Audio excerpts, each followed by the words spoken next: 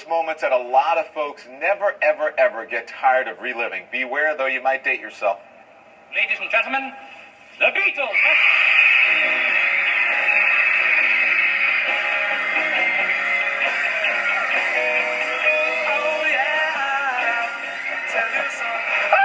It's the Beatles. February 9, 1964, 50 years ago next month, the long-awaited arrival of the Beatles.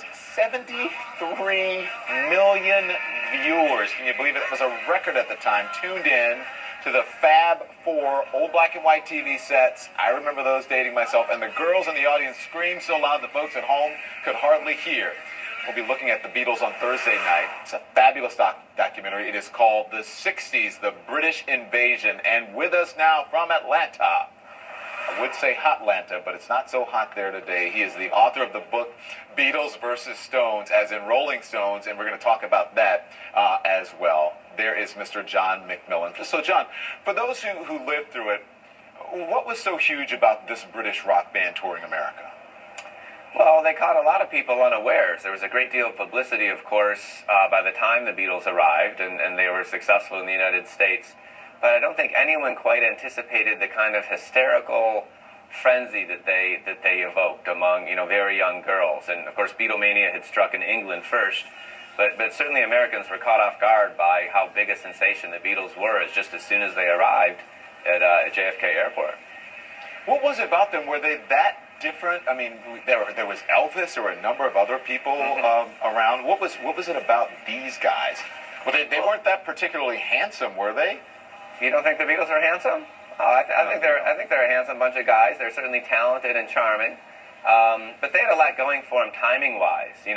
We think about the 1950s as an era that was kind of starchy and conformist, and yet by the time the Beatles came to America, the baby boom generation was first beginning to reach its teenage years, and I think they were ready. They were galvanizing maybe a change in the broader culture's sensibility, and so I think that was a big part of their appeal. People used to ask. This is a big topic of conversation 50 years ago. Newspaper editors and psychologists were weighing in, trying to understand, what was the source of this reaction the Beatles were provoking, and no one ever came up with a completely satisfactory answer. But I think their timing and their talent had a lot to do with it. Yeah, timing is really, it says a lot. It's everything. You talk about the Beatles versus the Stones, sort of the yin and the yang of the British invasion. Let's listen to both. First, the Stones.